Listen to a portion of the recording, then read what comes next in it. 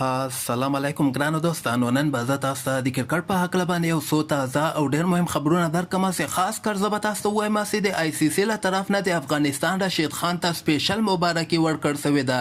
بل به زه تاسو ته د اصغر افغان په هکله باندې یو خبر درکړم چې اصغر افغان سره هندوستان ډېر سخت ظلم کړی ده او دې نه علاوه به زه تاسو ته دغه ساوت افریقا لیګ کې څومره افغان لوبغاړي اخیستل شوي دي.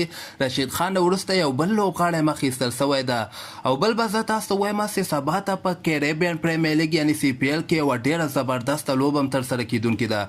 مهم معلومات در سره شریکوم. ویډیو تر اخره پورې وګورئ. په هر څه به تاسو پوه سئ. راځم اول زه تاسو ته وایم چې نن د افغانستان د رشید خان کلیزه وله دغلته ورته ډېرو زیاتو لوبغاړو د هندوستان لوبغاړو لکه سچن ټینډولکر، عرفان پټان، دې نه علاوه د پاکستان هم زیات لوبغاړو سعید اجمل، شاداب خان او د لاهور کرنده ټیم مالک هغه هم رشید خان ته مبارکي ورکړې ده. خو خاص کر د آی سی سی له طرف نه بیا رشید خان ته مبارکي ورکړل شوې ده.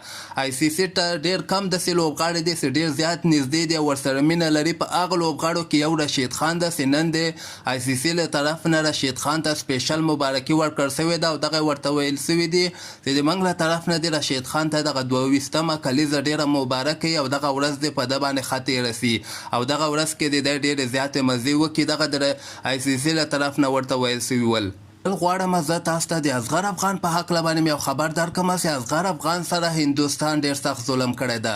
تاسو ته که یاست چې اصغر افغان هغه لیجنډز T20 لیګ چې کوم د هندوستان کې یو لیګ د پخواني ریټایر لوبغاړي ورکې لوبه ترسره کړي. دغه لیګ کې د افغانستان اصغر افغان هم اخیستل شوی و. اصغر بیچاره یو هفته مخکې ځان دوبۍ ته ورسو چې هلته به ماته اوس د هندوستان له طرف نه ویزه راسي خو بدبختانه هندوستان ورته ویزه نه ده ورکړې او امکانات ډېر زیات دي چې اصغر افغان بیرته دوبۍ نه افغانستان ته راسي.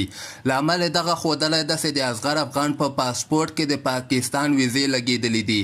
یعنې د اصغر افغان په پاسپورټ کې د پاکستان ویزو په وجه باندې هندوستان اصغر ته ویزه ورنه کړله او همدغسې لیجنډز T20 لیګ نه یې رخصت کړی ده. نو اصغر افغان به ډېر زر افغانستان ته بیرته راستون سي او دغه کال ته به په لیجنډز T20 لیګ کې لوبه ورته نه ترسره کړي.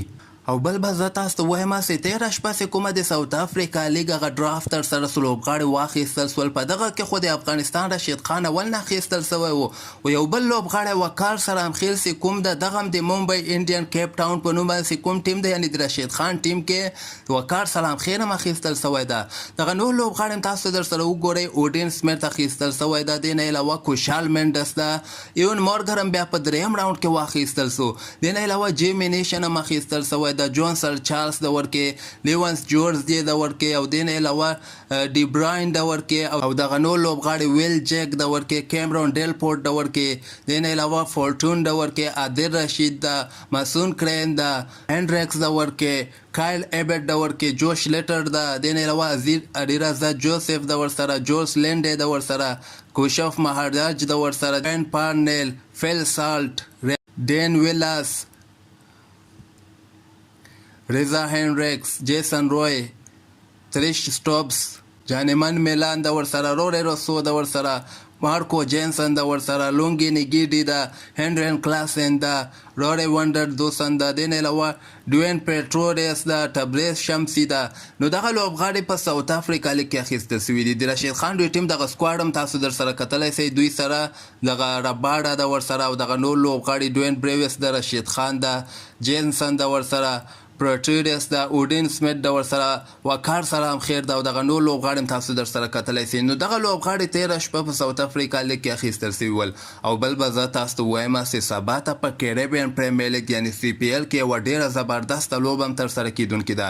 سبا ته چې کومه لوبه ترسره کیږي دغه د رشید خان دوی ټیم به که خیر خپله لوبه ترسره کړي. رشید خان به باربډوس په نوم باندې چې کوم ټیم ده هغوی سره به لوبېږي او 6:30 بجې ماښام ټایم کې د افغانستان په وخت باندې دغه لوبه شروع کیدونکې ده. نو همدغسې تازه خبرو لپاره تاسو دغه چینل هم در سره سبسکرایب کولی سئ.